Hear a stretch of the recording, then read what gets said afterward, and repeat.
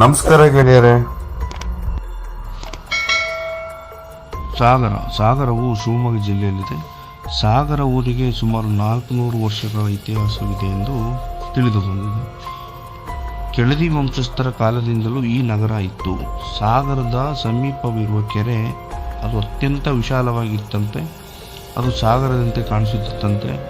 ಆ ಕೆರೆಗೆ ಸದಾಶಿವ ಸಾಗರ ಎಂಬ ಹೆಸರು ಇತ್ತಂತೆ. ನಂತರ ಸದಾಶಿವ ಹೊರಟು ಹೋಗಿ ಸಾಗರ ಮಾತ್ರ ಉಳಿದು ಅದುವೇ ಈ ನಗರದ ಹೆಸರಾಯಿತು ಎಂದು ಹೇಳಲಾಗುತ್ತಿದೆ. ಸಾಗರದಲ್ಲಿ ಕೆಳದಿ ಅರಸರು ಕಟ್ಟಿಸಿದ ಗಣಪತಿ ದೇವಸ್ಥಾನವನ್ನು ಕಾಣಬಹುದಾಗಿದೆ.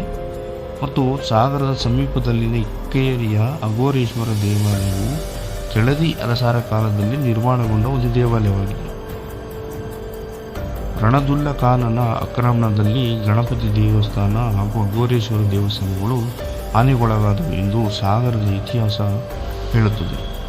ಕಾಳು ಮೆಣಸಿನ ರಾಣಿ ಎಂದು ಹೆಸರಾಗಿರುವ ರಾಣಿ ಚಿನ್ನಭೈರ ದೇವಿಯು ಸಾಗರ ತಾಲೂಕಿನ ತುಮರಿ, ಕುದರೂರು, ಕಾರಣಿ, ಅರಳಗೋಡು, ಜೋಗ, ಬಾನ್ಕುಳ್ಳಿ, ಆವಿನಹಳ್ಳಿ ಈ ಭಾಗಗಳಲ್ಲಿ ಆಡಳಿತ ನಡೆಸಿದ್ದಳು.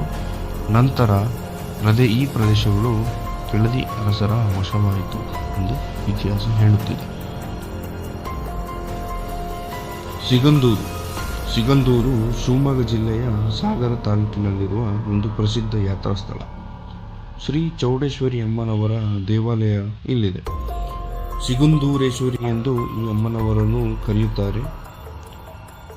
ಇಲ್ಲಿ ಮಕರ ಸಂಕ್ರಾಂತಿ ವೇಳೆ ಜಾತ್ರೆ ಕೂಡ ನಡೆಯುತ್ತದೆ.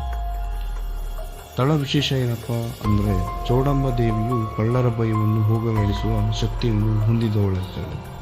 ಇಲ್ಲಿ ಹರಕೆ ಹೊತ್ತುಕೊಂಡಿರುವ ಭಕ್ತರು ಮನೆಯಲ್ಲಿ ಕಳ್ಳತನವಾದರೆ ಕಳ್ಳರನ್ನು ದೇವಿ ಭಯಂಕರವಾಗಿ ಶಿಕ್ಷಿಸುತ್ತಾಳೆ ಎಂಬ ಒಂದು ಪ್ರತೀತಿ ಕೂಡ ಇದೆ. ಆದ್ದರಿಂದ ಈ ಭಾಗದಲ್ಲಿ ಹೆಚ್ಚಿನ ಮನೆ ಆಸ್ತಿಗಳಲ್ಲಿ ದೇವಿ ಶಿಕ್ಷಿಸುವ ಬಗ್ಗೆ ಬರೆದಿರುವ ಫಲಕಗಳನ್ನು ಹರಕೆ ಹೊತ್ತುಕೊಂಡಿರುವವರು ಹಾಕಿರುತ್ತಾರೆ. ಅದಲ್ಲದೆ ಅಮೂಲ್ಯ ವಸ್ತುಗಳು ಕಳೆದು ಹೋದಲ್ಲಿ ದೇವಿಯಲ್ಲಿ ಕೂಡಲೇ ಹರಕೆ ಹೊತ್ತುಕೊಂಡರೆ ವಸ್ತುಗಳು ಸಿಗುತ್ತವೆ ಎಂಬ ನಂಬಿಕೆ ಈ ಭಾಗದ ಭಕ್ತರಲ್ಲಿದೆ. ಇದಕ್ಕೆ ಸಾಕಷ್ಟು ನಿದರ್ಶನವೂ ಕೂಡ ಕಂಡುಬಂದಿದೆ. ಜೋಗ ಅಥವಾ ಗೇರುಸುಕ್ಕಿನ ಜಲಪಾತ ಪ್ರಪಂಚದ ಪ್ರಸಿದ್ಧ ಜಲಪಾತಗಳಲ್ಲಿ ಒಂದಾಗಿದೆ.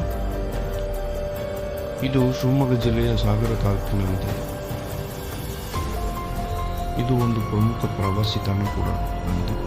ಜೋಗ ಜಲಪಾತವು ಸುಮಾರು 297 ಮೀಟರ್ ಎತ್ತರದಿಂದ ಬೋರ್ಗರಿಯುತ್ತಾ ಶರಾವತಿ ನದಿಯು 4 ಸೀಳಾಗಿ ಅಥವಾ ಭಾಗಗಳಾಗಿ ಧುಮುಕುತ್ತದೆ.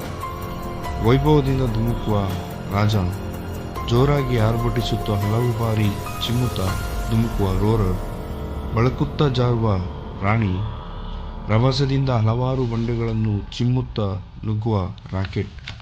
ಈ 4